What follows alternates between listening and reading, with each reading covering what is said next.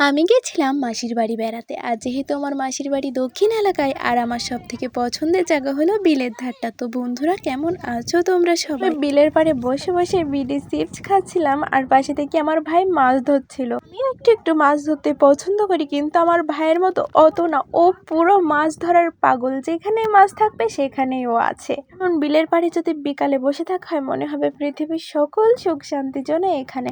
আমি তো আসলেই প্রত্যেকদিন বিকালে বেড়াতে যাই। পরে দেখি দাদা আর ভাই, দাদাদের ঘেরে গেছিল মাছ মারতে। সেখানে যেহেতু ওরা কিছু মাছও পেয়েছে, আমি একটু গেছিলাম পরে।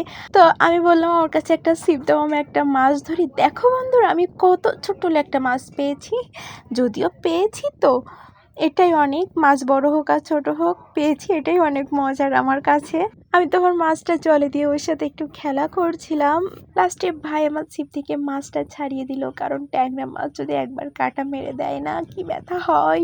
বেশ অনেকগুলোই মাছ পেয়েছিল ওরা। দেখো পরম কি করছে এখানে। তো আমরা লাস্টে বাড়ি চলে আসছিলাম, মাছ টাছ ধরা শেষ। আমরা কতগুলো মাছ পেয়েছি দেখো, যদিও আমি পাইনি, ওরাই পেয়েছে। লাস্টে মাছগুলো ঢালা হবে একটা ডালাই। তো আজকে এই পর্যন্ত। তোমরা সবাই ভালো থেকো। তো টাটা বন্ধুরা।